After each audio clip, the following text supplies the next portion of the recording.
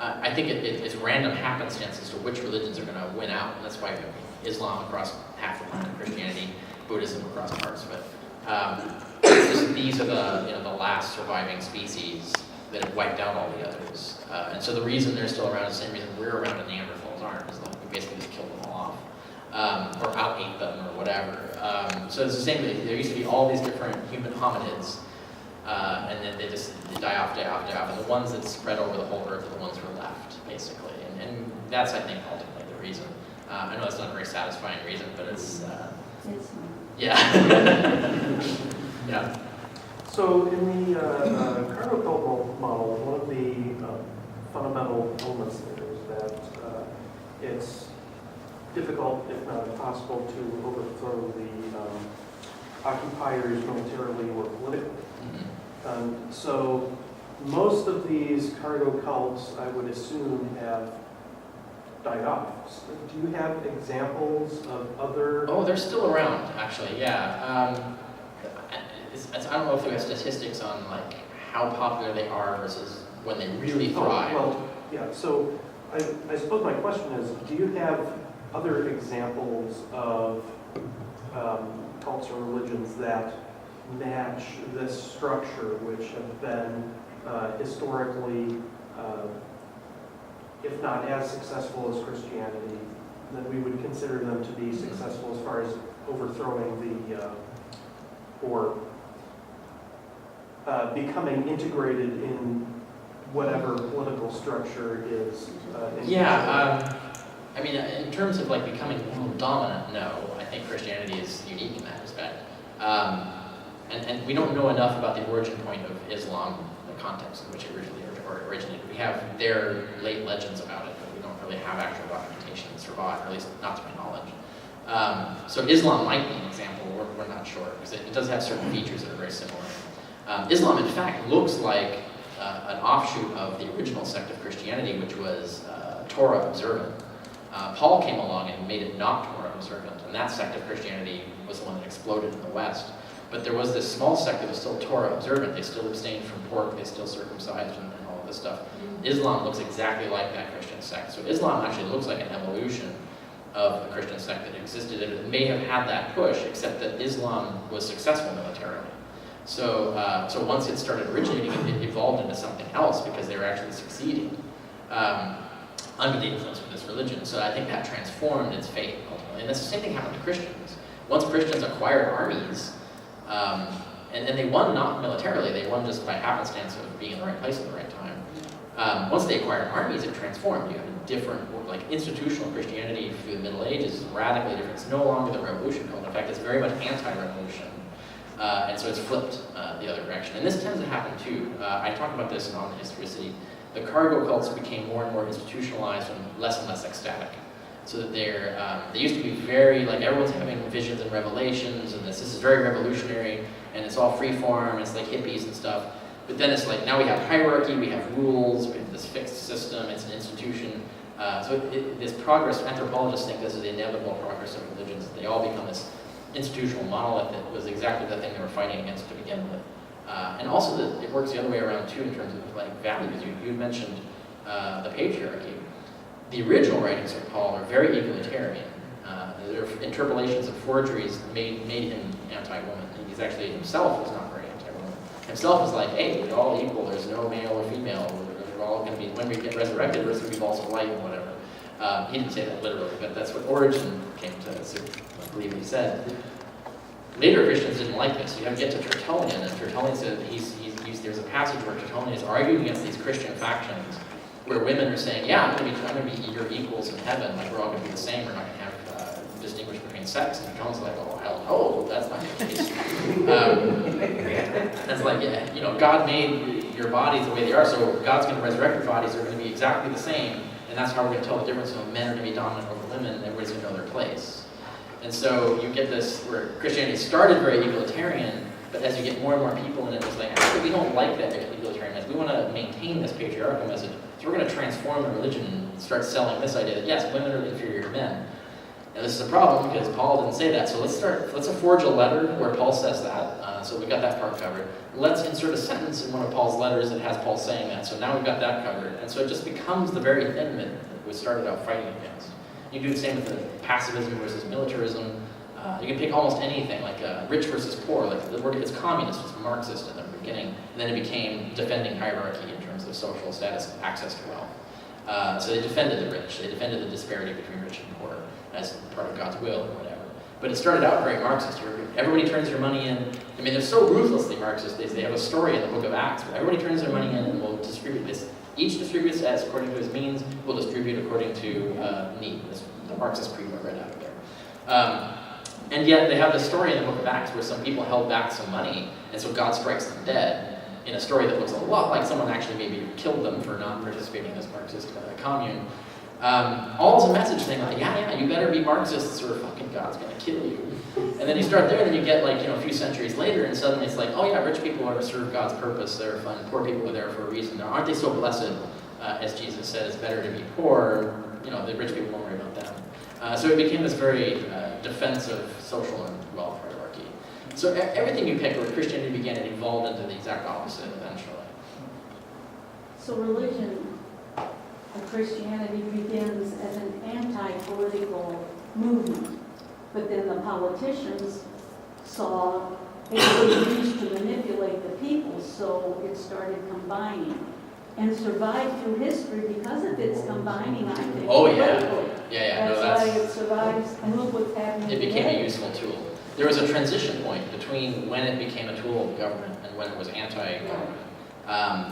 In that transition point is when more and more people joined it, and just through their natural, if someone like Tertullian joins in, he's this patriarchalist, he likes the social order and stuff, he's like, okay, this is too hippie, there's too much hippie shit around here, he's going McCarthy on everybody.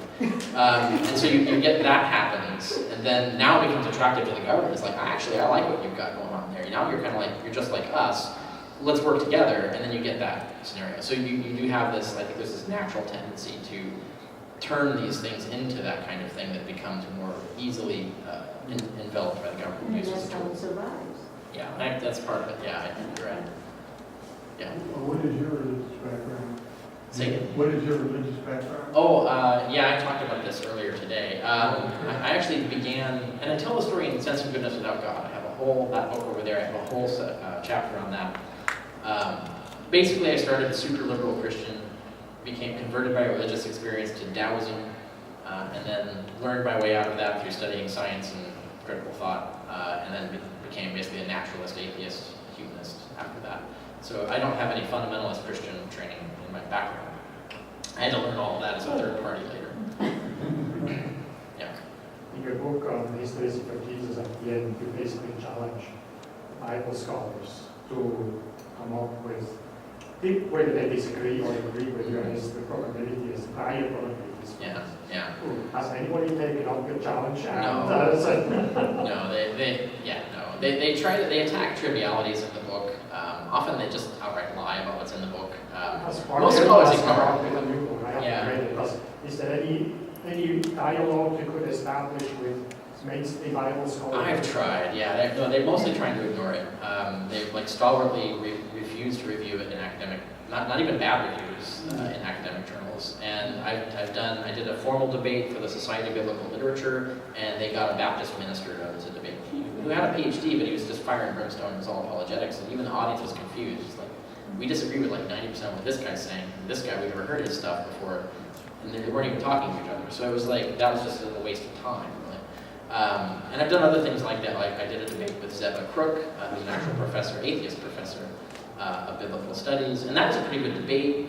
But but after that debate, he says, I'm just not interested in this subject, so he didn't pursue it any further. So yeah, I mean, I've made efforts to try and get something to happen, but they really just don't want to deal with it.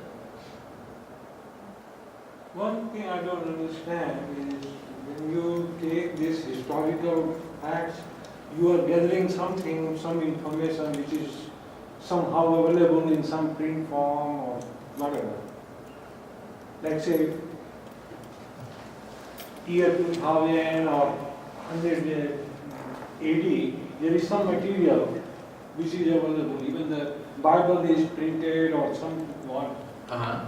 So when you don't believe, you start Ingersoll that even the story of the son, he never had a son, and then people are publishing Yeah. or writing. So Uh-huh. how you can believe in anything of those which were circulating and then giving your own interpretation why it was added? It may be all fiction. Yeah. How do we believe it? Yeah, we have to engage in detective work and figure out like what are the probabilities here in terms of what's most likely to be true. It's the same problem. We look at the evidence we have. What best explains that evidence? And a lot of times we're not going to know. We don't know. But sometimes the clues are pretty good. We can say, actually, it probably was this. And like having the words of Ingersoll himself, like, you know, that's an example. It's highly unlikely that people would forge the entire life and works of Robert Ingersoll.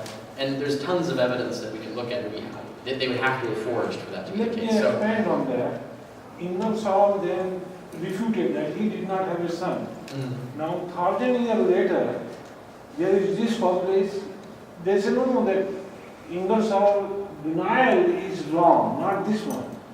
So it becomes impossible. well, we actually have, we have tons of documentation. We have, like, the archives of Ingersoll, we have government records, we have census and all kinds of data that actually exists, newspaper reports and It stuff. exists now because there is Yeah. government keeping those records. Now, there were not any time birth certificate, I don't know. In India, I did not even get birth certificate. Yeah, I don't know if it would have been the case in the 19th century, but yeah. So what I'm we saying have good that evidence. overall, there is no way what can be true, what cannot be true. Because even the denial by Ingersoll can be considered a false story. Yeah, it's just highly unlikely that it would be. And you can look at, because all of the other evidence that would exist for that. Like, for him to, there would be evidence of his son that we would have. We would have newspaper articles, we have other things that would establish that that was the case. So, in order to fake that, not only would he have to lie, but someone would have to, doctor the whole evidentiary record, which is highly unlikely. It's not impossible, but it's highly unlikely, and that's why we assume that the alternative conclusion is highly unlikely. And whereas if you look at someone who's claiming that his son, died in an asylum, there's no evidence of that to back it up. There's no, the person who made that argument can't point to any asylum records, can't even name the son necessarily. So what's their source of information? When you compare the two pieces of data, the two sets of data, the probability that one is lying and the other isn't, you can start to see the odds switch in one direction rather than the other. No, only that one can be resolved, that how many people are publishing that he died. If 100 different people are writing that he died in asylum, and there are more. Well, it was only one. It was only one There person. is one. So it is And then just all the others are just copies of that one. They're just citing the same one. the only, Yeah. that's what I'm saying. If that story is created in a way, and there are 1,000, but there is only 2-3 places or old newspaper you can see Ingersoll is denying. But We have then more than that, though. There's the you life have more than the life that. of So Ingersoll what is I'm very saying- well documented. Yeah. No, my point is hypothetical. So the only way whatever emphasis you give depends on this, who is the stronger propagandist, who can give a stronger propaganda. Well, it's not a question of stronger. It's who can doctor evidence and who can make evidence disappear, and who's actually going to do that for this effect. So you're looking at what is the probability that Ingersoll is just telling the truth versus the probability that someone has altered the entire historical record of Ingersoll's life to support that one conclusion. I mean, that it's simply a balance of probabilities, and that's everything in history is like that. We're balancing probabilities as to what's more likely than the other thing, how much more likely. You never have certainty, you only have a balance of probabilities. And so that's everything in this. It's the same question you can ask about any fact of history, it's answered the same way. What is the, using the Bayes theorem, what is the likelihood that there was a historical itinerant preacher named Jesus? What do I conclude? Yeah, Or it can't be zero. There was at least some oh probability. yeah. No, actually, so I look at in my book I do margins of error. So I do what I think the probability is, and then I do a fortiori reasoning, which is I say Yeah. I'm going to assume facts as contrary as I can reasonably be possible to the position of mythicism, and so I give as much as much generous in favor of historicity as I can. And so the bottom margin I come to about 1 in 12,000. the top margin is 1 in 3. So actually 1 in 3 chance that there was an actual preacher, Jesus, walking around that started all of this. And so I think the probability is somewhere between those two values, and I do not make any claim as to where it is in those two values. Do you have any more newer speculation? I have faith. as to Where, to which circle does Jesus myth kind of originate? I mean, somewhere around Paul, probably at the fringes of Judaism, we come back. Wait, do you mean the gospel myth? You mean Yeah, the right. historical Jesus, right? Well, Okay. or the Paul's mythology. Because he probably would be the origin of the whole thing, and the gospel would have come afterwards. Yeah, no, I suspect the way Paul writes, it does not appear that Paul is aware of anything like the Gospels or anything like gospel narratives. He doesn't even have any knowledge of Jesus having a ministry, for example. So Where did the first time anybody sees Jesus in his list of the gospel is after Jesus is dead. So we don't have any example of that kind of thing. So the idea of putting Jesus, oh, where did he come from? Well, also have to remember he's an interloper, right? So the religion actually began before him under Peter, John, and James, the John and James brothers. So that it actually started with those Jews. It was a Jewish faction. That we can explain because it looks a lot like Essene sects that we know, and it also looks a lot like the Qumran sect, which might also be an Essene sect.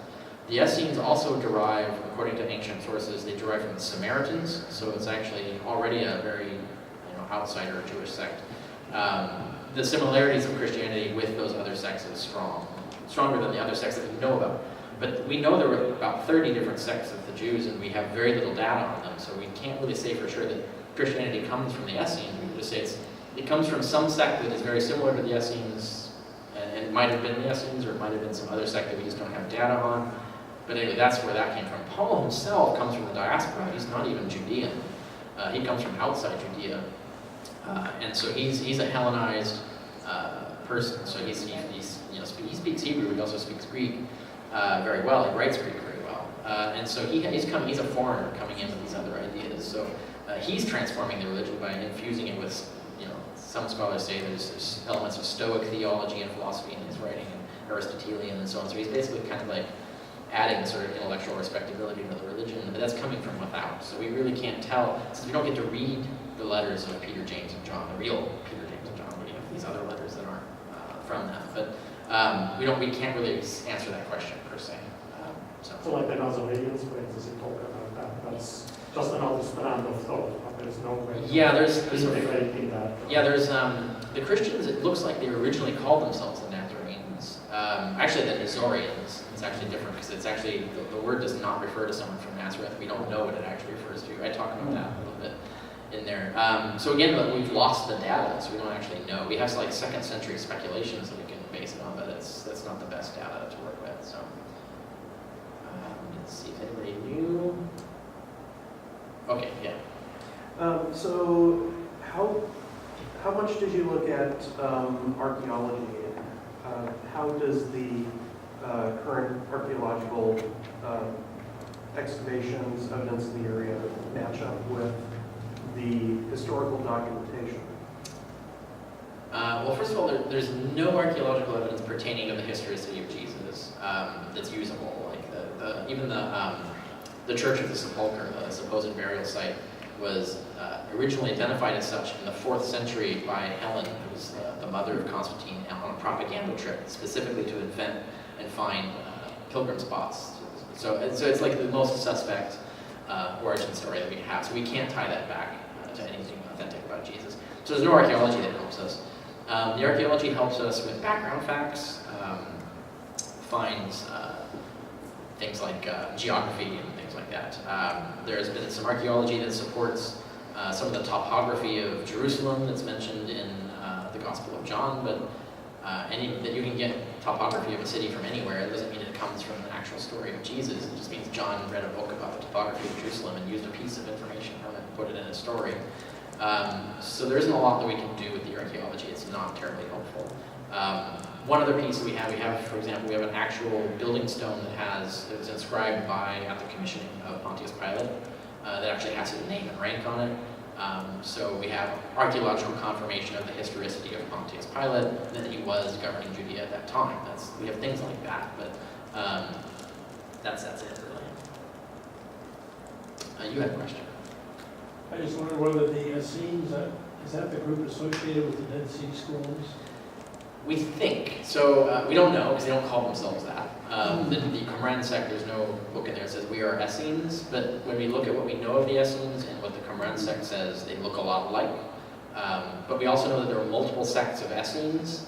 There may have been other sects that weren't Essenes that borrowed ideas from the Essenes, so it's hard to say, but I think most scholars would agree that there's a good chance that the Qumran sect or sects was associated with, somehow connected with the Essenes, if not the Essenes themselves.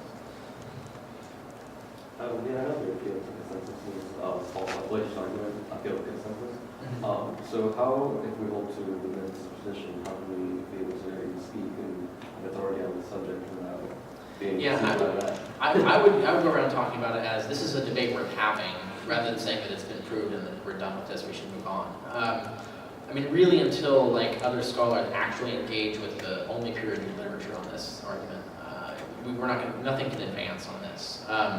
But what you can do is you can look at when mainstream scholars defend the historicity, are they making shit up? Do their arguments even make sense? And then really, I think there's a lot of examples where it kind of discredits the consensus, the kind of arguments that they resort to.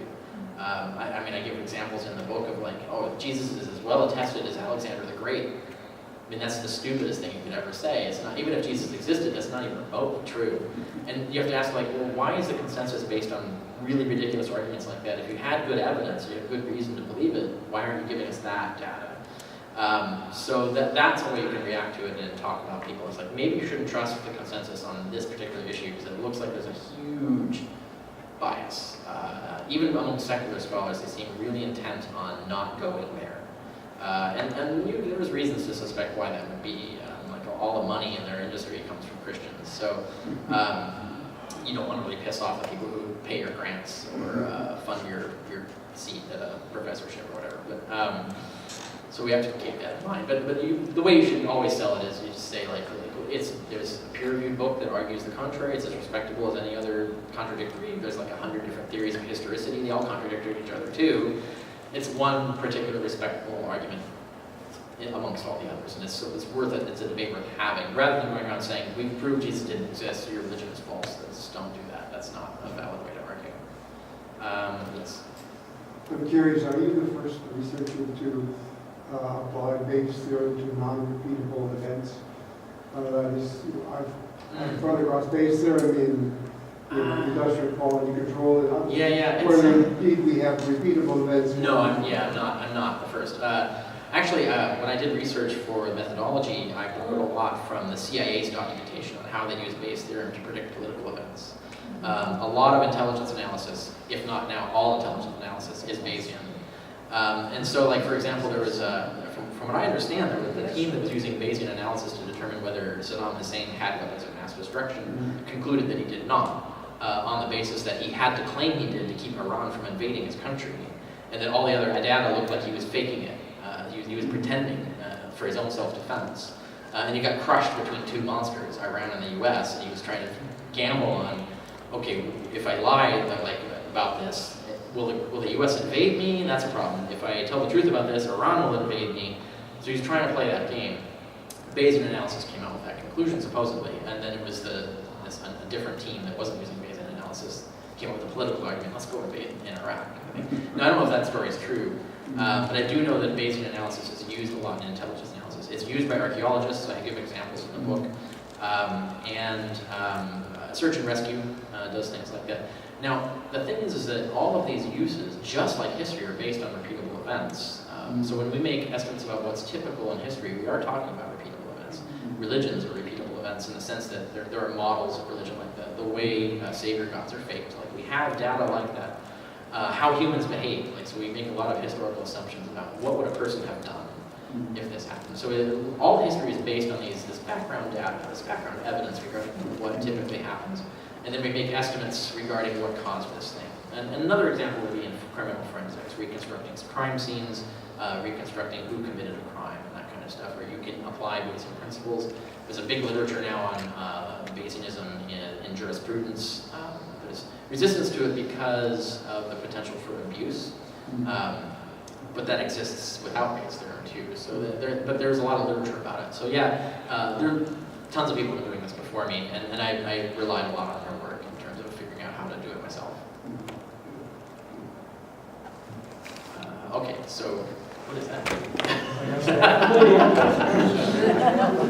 I moved my elbow, yeah. Well, I'm thinking I'll take one more question because I'm starting to get really hungry. And then if anybody here, so one of the things I do to survive as an independent scholar here when I do is do events like this. I sell my books. So I'd be happy to sell books and sign them. I can take credit cards, cash, or personal check. So I'll sit down and start selling some books after this next question. So I appreciate it if any of you can buy some and help me out with my travels and whatnot. Cover gas money for my tour. Yes? Well, if this just all started out as stories, why invent a history? Seemed like you had to be pretty inventive, maybe with Marx for the first time. You had to invent a lot of things. Yeah, well, everybody was doing that. Like when they invented the history of Osiris, just like the Luddites invented the history of Ned Ludd. You know, there's we have fake histories of Aesop, the fabulist, right? So yeah, that's what they did. They invented the whole history of Moses. They invented names for his sisters and brothers. You know, it's like yeah, they did this a lot, and it was the way of trying to convey the things they wanted to convey. They invented these things to symbolize and represent things that they wanted to convey. All right, thank you. Yeah.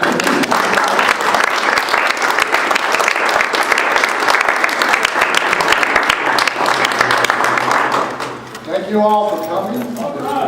So it's really good to start off this inaugural series, and we will have more. We're going to have one particular